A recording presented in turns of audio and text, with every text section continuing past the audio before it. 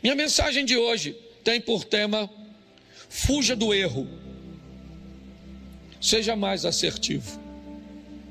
Minha proposta hoje é conversar com você sobre uma instrução dada por Deus através do apóstolo Paulo aos Gálatas, no capítulo de número 6, no verso 6. Coloca na tela, por favor. Gálatas 6, 6. Diz assim: mas aquele que está sendo instruído na palavra, compartilhe todas as coisas boas com aquele que o instruiu. Não se enganem, ok?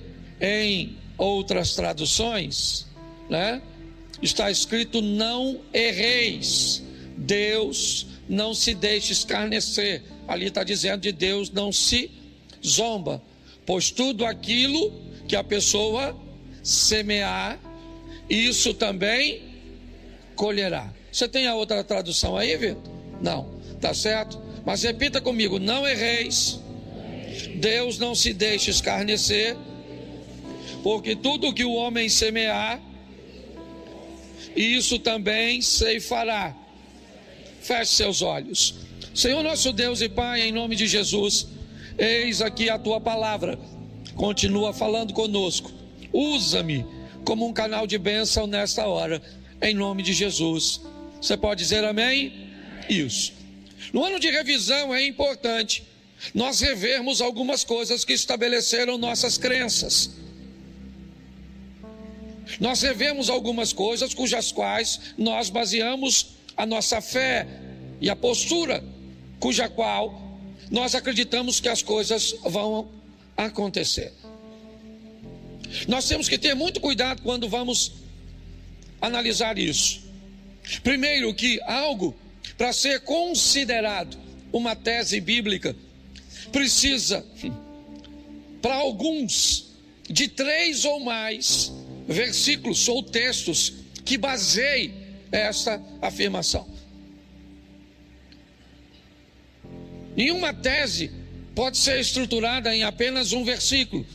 Então algumas pessoas começam a citar textos isolados, muitas vezes únicos, totalmente separados do contexto que estavam inseridos na verdade na Bíblia, e transformam isso numa verdade. E uma das coisas que me parece foi muito interpretada ou mal interpretada ao longo da história foi a crença de que Deus não leva em conta os nossos erros.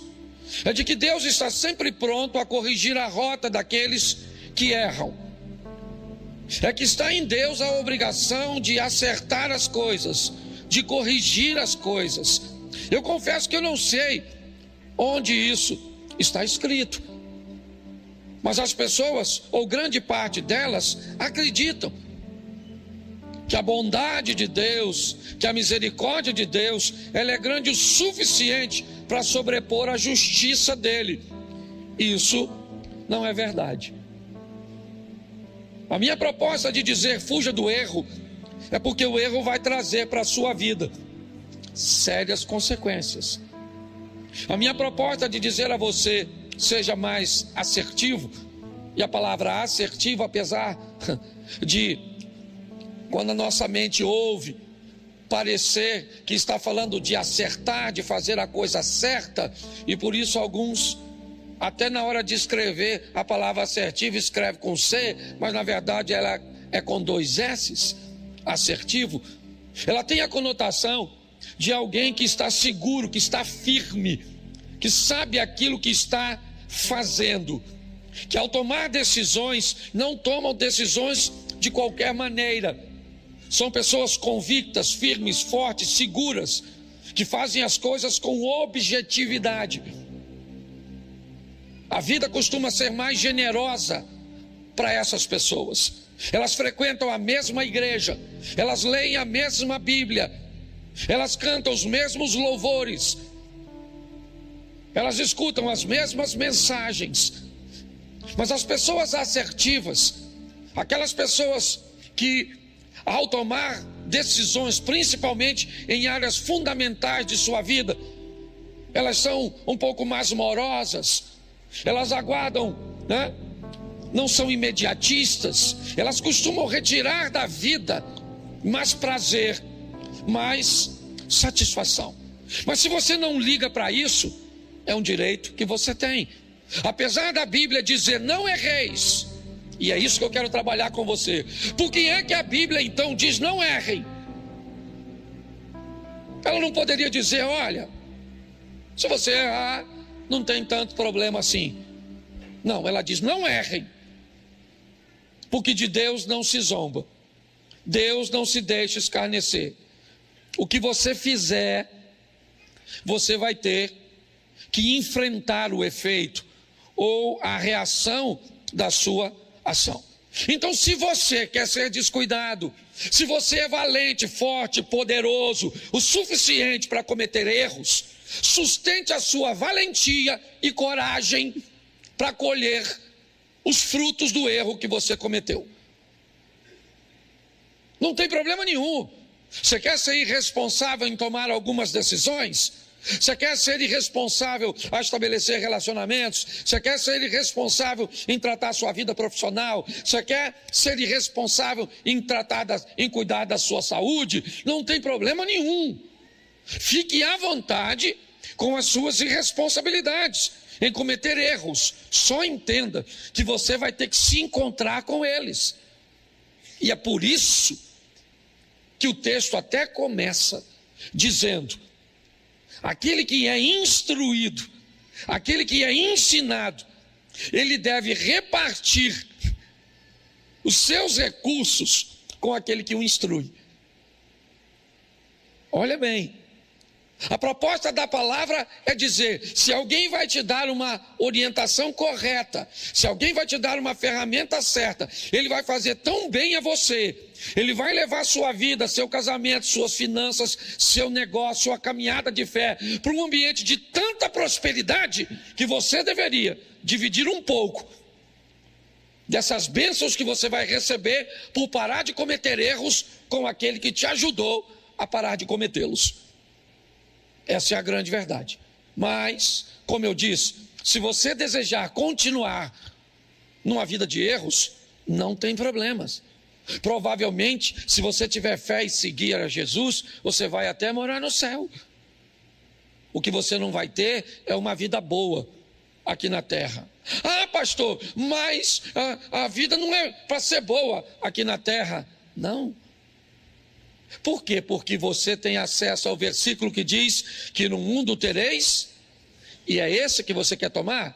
Vamos lá, usa mais para mim. Nós temos umzinho aqui, que justifica o sofrimento. Mas vamos lá, eu vim para que tenham vida e a tenham em... Vencei os pensamentos que tenho a respeito de vós, eles são de paz e não de mal, porque eu tenho proposto te dar o fim que você deseja. Quer ir para Deuteronômio? Vamos lá, os céus e a terra tomo hoje por testemunha, certo? Que eu tenho colocado diante de você bênção e maldição, certo? Escolha tu as bênçãos, para que viva tu e a tua descendência. Quando você vai pegar textos que falam de vida, de vitória, de boas escolhas, está assim. Se nós olharmos de uma forma mais minuciosa, nós vamos ver que os erros que cometemos ao longo da nossa caminhada, eles são extremamente prejudiciais. E Naum diz uma coisa, para sustentar o que eu estou dizendo. Naum, capítulo 1, verso 3. Coloca aí, por favor. Naum, capítulo 1, verso de número 3. Isso. O Senhor é tardio em, mas grande em, e jamais inocenta um culpado. Jamais inocenta um culpado. Jamais inocenta um culpado. Ah, pastor, mas o sangue de Jesus não me inocentou? Eu era culpado. Ah, aí sim, colocou o texto certinho. certo? O sangue de Jesus foi derramado para pagar um preço, ele é o cordeiro.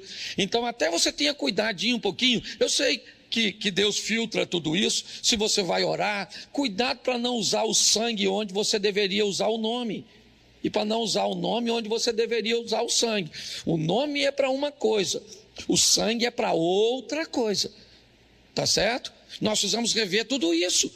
Ah, pastor, mas Deus entende tudo isso? Entende, é claro que entende.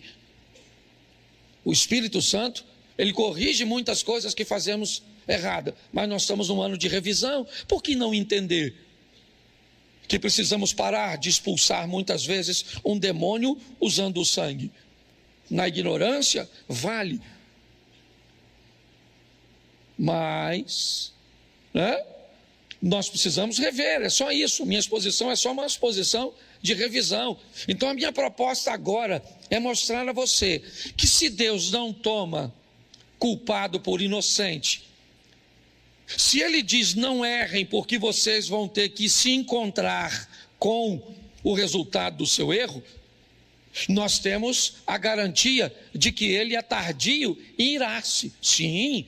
É só você ler a história de Sansão e você vai descobrir o quão longânimo Deus é, o quão bondoso Ele é. Você vai ver uma série de erros que Sansão está cometendo. Me permita fazer você raciocinar sobre isso. A própria Bíblia, você não tem nenhuma garantia que a força de Sansão estava no cabelo.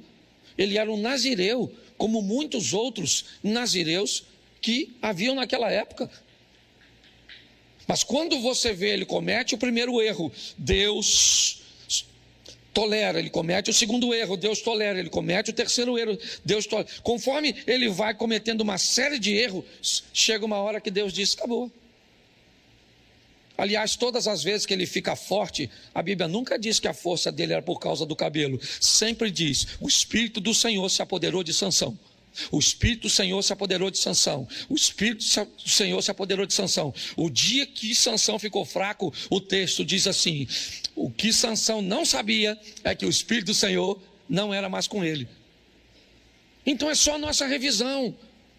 É só nós olharmos para que a nossa caminhada esteja mais firme, esteja mais forte. Então eu vou te mostrar o erro de algumas pessoas e vamos ver no que deu. Vamos ver se Deus entrou lá para corrigir, para arrumar a coisinha, para passar a mão na cabeça. Vamos ver se é assim que Ele lida, que aí você vai descobrir o quanto pode ser danosa uma gravidez sem um cônjuge, sem uma estrutura estabelecida. Você vai entender que Deus vai perdoar o seu pecado de ter cometido uma vida sexual fora do casamento e você engravidou. Sim, Deus vai te perdoar, você pode morar no céu, sim ou não? Isso. Mas e a responsabilidade que você agora vai ter que carregar de criar essa criança? Então os erros, eles são complexos. Então como pastor, às vezes as pessoas vêm falar comigo e eu falo, cara, gente, é muita bagunça muitas vezes. É uma série de erros que vai trazendo uma vida difícil, de gente que vai morar no céu, mas vai viver o inferno aqui na terra. Então eu vou te mostrar aqui, rapidinho. O primeiro é o erro de Davi. Deixa eu te mostrar o erro de Davi. Segundo o livro do profeta Samuel, capítulo 12, verso 13. Dá uma olhada nesse texto. 12, 13. Está um pouquinho diferente a minha, qualquer coisa eu corrijo a minha tradução e vamos ver se depois a gente coloca a minha aqui. Então Davi disse a Natã: pequei contra o Senhor. E Natã respondeu: também o Senhor perdoou o seu? Isso é fantástico. Sabe o que ele fez? Ele se deitou com a mulher do cara enquanto o cara estava na guerra. Sabe o que aconteceu? A mulher ficou grávida. Sabe o que Davi mandou fazer? Mandou matar o cara na frente de batalha. Ele foi o mandante. É isso. Deus então manda o profeta ir a ele Diga assim: você quer andar bem? Diga, você quer andar bem? Tenha profeta. Isso. Quem é profeta? Profeta é a pessoa que pode dizer para você o que ninguém pode. Você tem que ter alguém que diga para você o que ninguém pode dizer. Alguém que você deu autoridade para chamar sua atenção. Sua atenção quando a roupa está inadequada. A sua atenção quando a sua postura não está correta. Você tem que ter alguém que tenha coragem, né? Ou autoridade, não vou nem dizer coragem, a autoridade de dizer para você o que ninguém pode dizer. Natan era a representação. Aliás, ele é a salvação de Davi. Ele vai à casa de Davi e vai dizer a ele que ele fez isso. Você se deitou com a mulher do Urias, você mandou matar Urias, e Deus viu tudo isso. O que ele disse? Pequei contra o Senhor. Aí o que Natan diz para ele? Também o Senhor perdoou o seu pecado. Você não? Ele tinha que morrer. Velho Testamento, olho por olho, dente por dente. Mandou matar, morre. Natan está dizendo para ele: Davi, você cometeu um erro grave, um pecado capital. Você infringiu um dos 10 mandamentos, o decátulo do Moisés, do próprio Deus. As leis dadas no monte, escritas nas pedras. Estava escrito na pedra, não era à toa. É porque era um registro sério. E agora Deus diz para ele, através do profeta Natan: também o Senhor perdoou o seu pecado. Você não morrerá. Deus te perdoou, Davi. Você não morre. Verso 14. Mas, porque com isso você deu motivo aos inimigos do Senhor a blasfemarem? Bom, Davi, já que com a sua postura, você que é crente, anda com a Bíblia na mão, carrega meu nome, mas com esse tipo de vida que você leva, as pessoas estão falando mal de mim por sua causa. Esse assunto, Davi, veio à tona, de que o meu servo Davi, um menino, filho mais novo de uma família de 8 irmãos, que não tinha nenhuma condição de ocupar o cargo que ocupa, e eu te coloquei aí, te dei as mulheres dos reis ou do rei anterior, e se isso fosse pouco para você, Davi, eu teria te dado mais. Mas agora, Davi, você cometeu um erro. Mas fica tranquilo que você não morre. Mas o menino estava doente. E Deus disse: mas o menino morre. Mas Davi, a espada de violência que você usou contra Urias não vai se afastar mais da sua casa. Se deitou com a mulher do Urias em secreto, um dos seus, seu filho, vai deitar com as suas mulheres. Pare e pense. Dá uma olhada nisso e vê o que o erro de alguém que foi perdoado, porque ele foi perdoado, ele não vai morrer, mas a vergonha, a humilhação, o problema familiar e todas as coisas que ele colhe do erro que cometeu. Então Davi deveria saber muito bem o texto que nós lemos em Gálatas. Tudo bem que ele não tinha acesso ao texto dessa forma, né? Porque está lá na frente. Não errem. Não errem, porque isso vai dar problema para vocês. Vocês são meus servos, vão morar nos céus, está tudo certinho, mas cuidado com os erros. Eles vão te trazer problemas. Não acredite que Deus vai corrigir o que você faz de errado. Não é assim. Reveja isso. Vamos te mostrar outro? Vamos lá. O erro de Moisés. Note que eu só estou falando de homem de Deus até agora. Moisés, o homem que conversava com Deus face a face. Um dos textos para mim mais impactantes da Bíblia. Bota para mim, por favor, Êxodo 32, 32. Eu acho que é esse aí. Agora, pois, perdoa-lhe o pecado, ou, se não, peço-te que me risques do livro que escrevesse. Irmão, presta atenção no que o Moisés está conversando com Deus. No momento difícil, onde Deus está dizendo para ele: Moisés, vamos acabar com este povo. Vamos acabar com essa história do Abraão. Vamos começar uma história nós dois. Eu vou começar um povo através de você. Esse povo vai perecer aí no deserto, Moisés, e a gente começa de novo. E Moisés, com um amor por aquele povo, mas pensa em algo, sabe, só o amor poderia fazer com que ele não fosse fulminado ao dizer uma coisa dessa para Deus. Olha o que ele está falando para Deus: perdoa. Deus está dizendo: eu vou destruir o povo. Moisés diz: perdoa-lhe o pecado, ou se não, eu peço-te que me risque. Olha o que o Moisés falou. Se não fosse com amor, com humildade, estava morto. Eu só estou te mostrando isso para você ver o nível que esse cara era, o nível que Davi foi.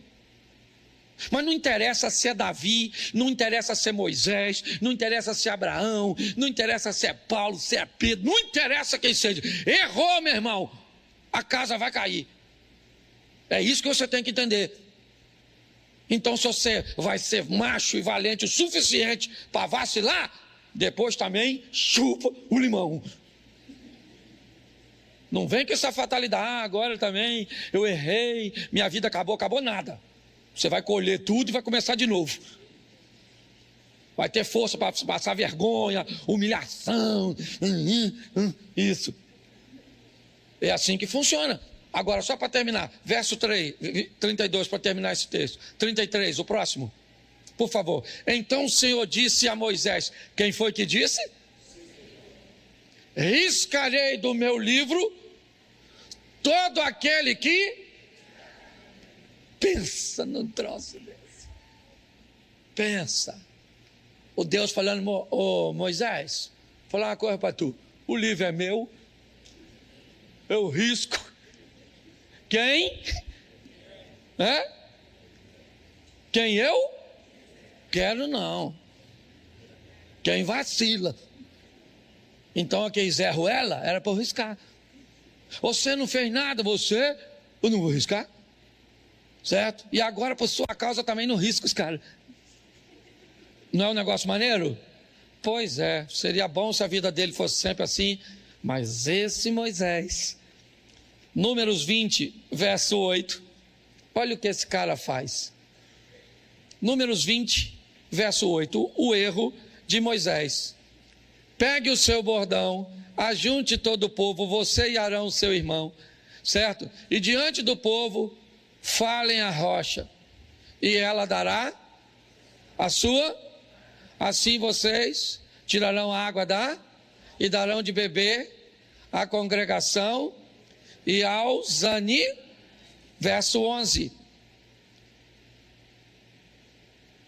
Moisés levantou a mão e feriu a rocha, deu uma pancadinha. Quantas vezes? 2 vezes com o seu bordão. E saíram o quê? E a congregação e os seus animais? Olhe para mim aqui. O erro de Moisés, eu não sei nem se isso é erro. Falando sério. Porque olha só, Deus falou com Moisés: Moisés, vamos fazer o seguinte, o povo está com sede, então vamos dar água para esse povo. Pega o Arão, seu irmão, vão lá, e aí você pega aquela rocha lá e fala para a rocha: rocha, sai água. E a rocha sai, as pessoas bebem, o gado bebe e está tudo certinho. Lá foi o Moisés. Dizem que ele estava nervoso, eu não estava lá. Mas diz que ele estava chateado, aborrecido, sim. E eu acredito que estava, porque ele estava guiando o povo. O povo estava ruim. E ele tinha todo o direito de ficar nervoso, sim ou não? Porque você também tem. Você só não tem o direito, durante o seu nervosismo, desobedecer e desonrar o nome do Deus que você carrega. Você tem direito de ficar nervoso? Claro que tem, você é gente. Tem hora que parece que... Se o Satanás chegar na sua casa, é você que entra nele. De tão nervoso que você fica em algumas ocasiões. Você tem todo o direito, sim ou não? Claro que tem, você é ser humano. Aqui não tem The Walking Dead, zumbizão que não sente nada. Aqui tem hora que você tem raiva, tem vontade de matar, tem vontade de sumir, tem vontade de tudo. Então ele está nervoso sim. Só que Deus falou: Moisés, fala. Ele foi lá e deu 2 pancadas na rocha. O que aconteceu? A água, ó, jorrou. Sim ou não? Saiu água, sim ou não? Tá certo, sim ou não? Tá certo, sim ou não? O pessoal queria água. Tá certo, sim ou não? Claro que tá. Só não tá para Deus. A água está saindo, o povo está bebendo, animalzinho está bebendo, todo mundo feliz. Eu imagino Deus olhando. Deus tirou Moisés do grupo, levou para o privado. E falou: Moisés, o que eu falei contigo? Eu imagino Moisés falando: que. E Deus falou: seja homem, não gagueja não, maluco. Fez agora. Eu mandei você falar ou tocar? Gente. Onde o cara pecou, eu nem sei. Ele se lascou por causa disso. O Moisés não entrou na terra prometida porque deu 2 pancadinhas numa rocha. Imagine você que bate na sua mulher. Porque a rocha não é filha de Deus, sua mulher é. Quando você for gritar com sua mulher, pense no sogro. Deus falou: Moisés, tu não vai entrar não, maluco. Dá uma olhadinha aí do Monte Nebo. Olhou? Rapidinho, só um flash, um spoiler. Mas não entra. Gente, dá para ficar indignado, não dá? Se Moisés não entrou dizendo que risca o meu nome do livro da vida, imagine tu, Cláudio. Eu fico imaginando o Zia. Eu fico imaginando eu. Para pensar. Ele entrou sim ou não? O Moisés entrou sim ou não? Não entrou, mano. Só porque deu uma pancadinha na rochinha. O que indica: abra o olho e seja mais assertivo. Faz as coisas com mais convicção. Que o Davi se lascou. O Moisés se lascou. Esse então agora aqui, ó, preguei sobre ele esses dias aqui. O erro do Acã. Quem é que não sabe quem é Acã? Levanta a mão. Não sabe. Eu vou perguntar quem não levantou. Quem ele é? Cara, levanta a mão, quem não sabe. Quem tiver de mão baixada, eu pergunto. Olha como é que aumentou o número, ó. Não vou perguntar nada não, eu estou só brincando. Josué capítulo 7, verso 20. Josué 7, 20. Dá uma olhada no erro do Acã. Acã respondeu a Josué: é verdade, eu pequei contra o Deus de Israel e fiz assim e assim.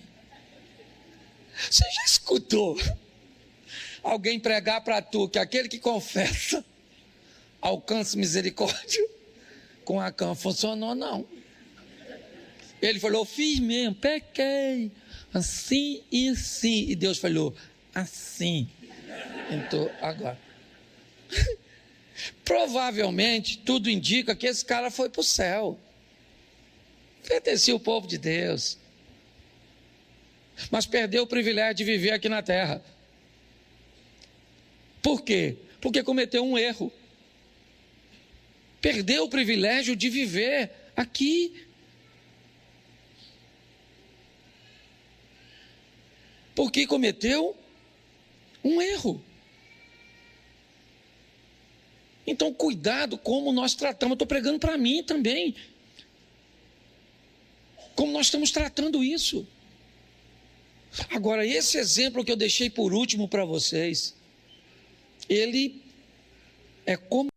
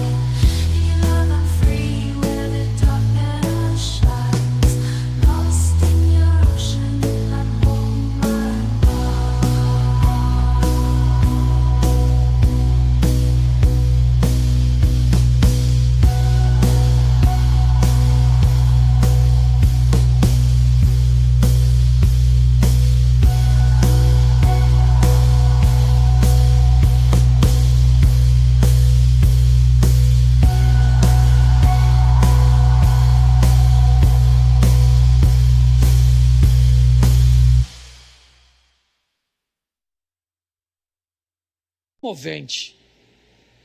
Capítulo 31 de Gênesis, verso 30. Sobe para mim no teclado aqui, por favor. Gênesis 31, 30. Presta atenção nesse texto. Agora que você partiu de vez, pois está com saudade da casa de seu pai, por que roubou meus deuses? Preste atenção aqui. Nesse texto nós temos o erro de Raquel e o erro de Jacó. Jacó não estava vivendo muito bem com seu sogro, as coisas não estavam boas, entendeu? Porque viver com parente nunca foi fácil, nem para você, nem para o Jacó. Ele está tendo um problema com os cunhados estão achando que o Jacó está pegando as coisas dele, aquela coisa assim, que às vezes você bota um pudim na geladeira, morando no quintal, o pudim some. Você tem um cunhado parasita, que toma Coca-Cola toda, anda o dia inteiro com a gaiola de passarinho na rua, tuí, tio, e você trabalhando. Hã? Você mora no quintal, você tem um filho, no quintal tem mais umas 5 crianças. Você dá um danoninho pro seu filho, tem que prender ele no canto. Come, meu filho, que eu te dou cobertura. Porque essas crianças vê o biscoito, você sabe mais ou menos isso. Isso é vida, comunidade, quase um ambiente indígena. Certo? Uma oca do lado da outra. É mais ou menos assim. E você ri de coisas que te faz chorar, ela. Sim. Você lembra quando você morava na casa dos outros? Assim que casou. O quarto não era nem uma suíte. Para fazer amor era terrível. Não podia ter nenhuma sonoplastia. Se algum barulho. Depois, para tomar banho, um abre a porta. Você não sabe se fez amor ou roubou um banco. Não é? Coisa desse tipo. Só estou mexendo na sua memória, né? Numa revisão. Vale a pena. Ele quer ir embora. As coisas não estão boas. Ele então junta tudo que tem. Jacó tinha maneiras muito esquisitas, muito escusas de resolver as coisas. Fazia parte de seu hábito. Até mesmo depois de se chamar Israel, ele ainda conservava algumas coisas muito ruins na hora de fazer coisas ou resolver alguns problemas. Ao invés de esperar o sogro chegar e dizer eu não quero mais ficar, não vai dar, ele espera o sogro sair numa diligência. Ele então, o sogro não estava em casa, ele pega todas as coisas que era dele e vai embora. O sogro então chega e é avisado de que Jacó foi embora, desmontou suas tendas, pegou seus animais e foi embora. Será que ele não aprendeu quando teve o problema com seu irmão Esaú? Que por pior que seja, deveria ser dito, por mais doloroso que seja, deveria ser exposto. Eu sei que às vezes dizer dói mais do que ficar calado. Agora, ele está indo embora, o sogro chegou e alguém avisa ele, ele foi embora. Mas Jacó conduzia crianças, mulheres, animais. Não dava para andar tão rápido, apesar de 7 dias.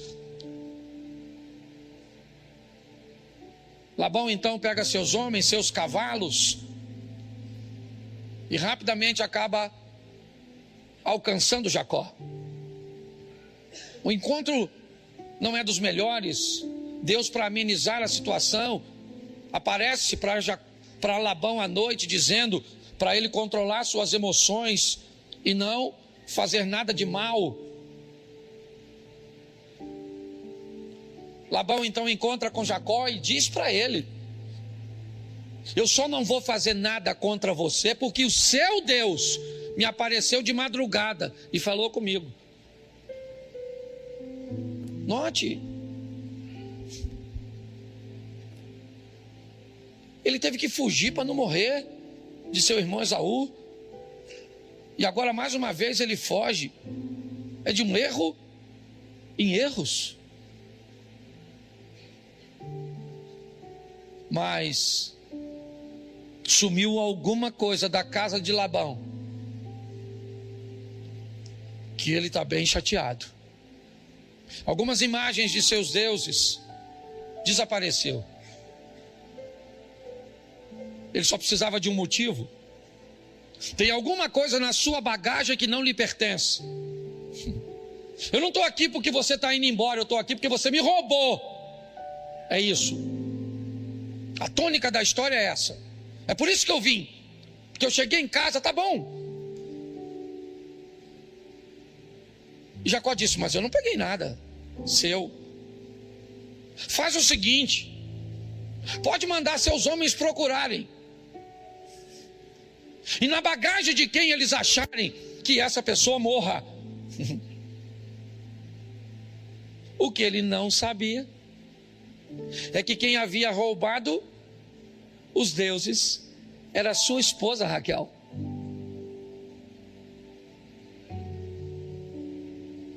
Quando isso aconteceu, estão revistando tudo. Raquel alega estar menstruada e não podia se tocar no ambiente onde ela estava. Ela então se assenta sobre os ídolos.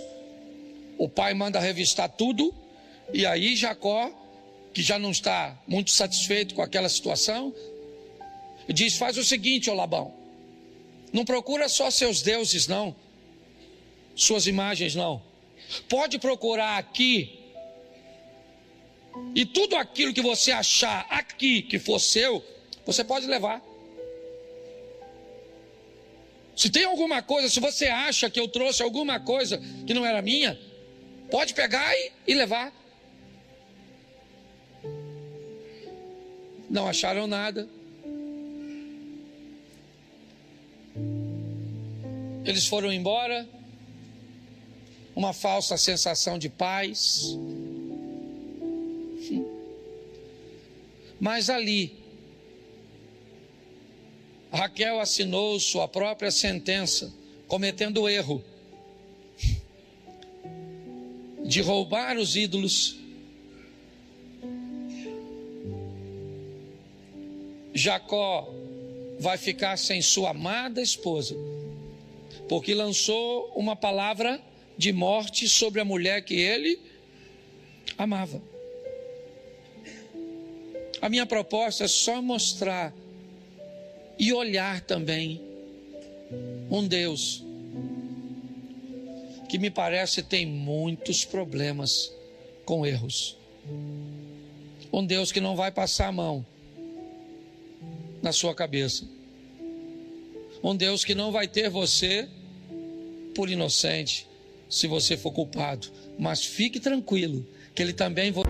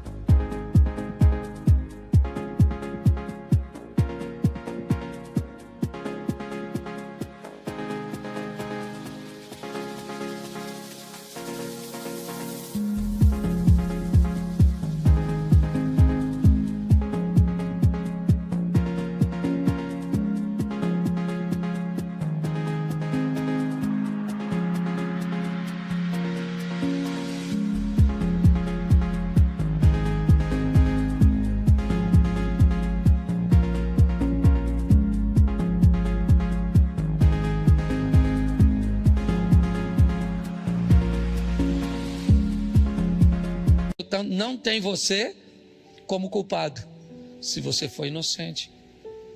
Às vezes um casal vem para mim e me diz, pastor, eu vou me separar de minha mulher.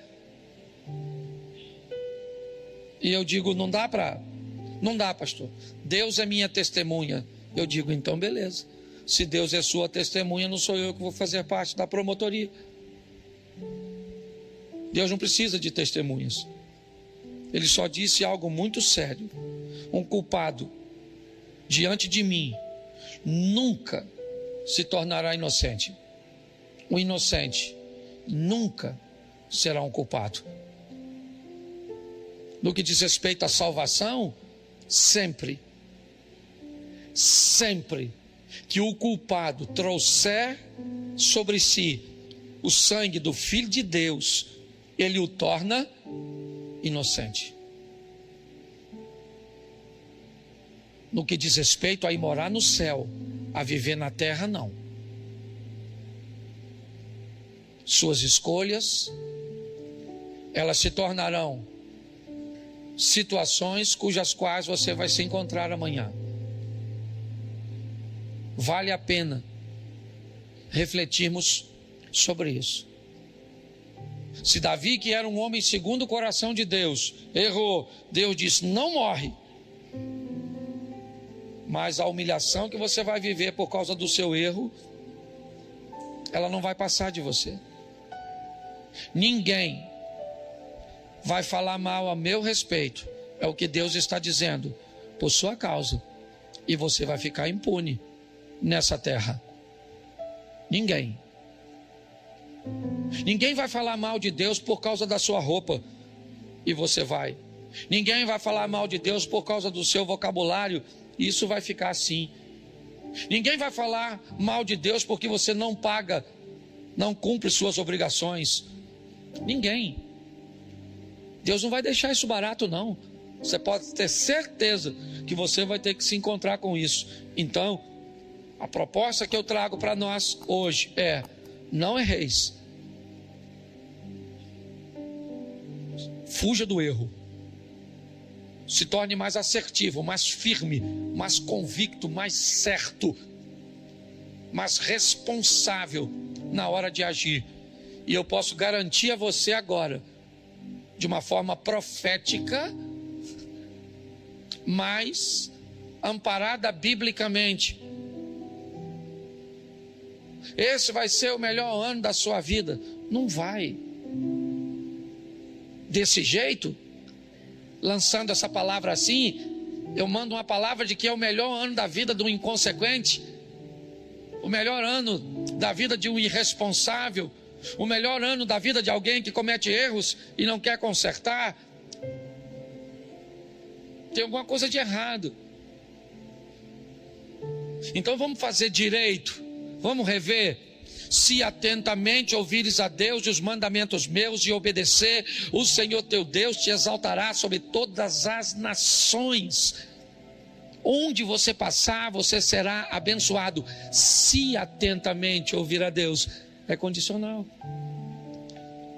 Então eu posso dizer a você hoje, biblicamente, se você parar de errar, se você for mais assertivo, mais firme, mais convicto, mais responsável, 2024 será o melhor ano da sua vida. Posso ouvir um amém?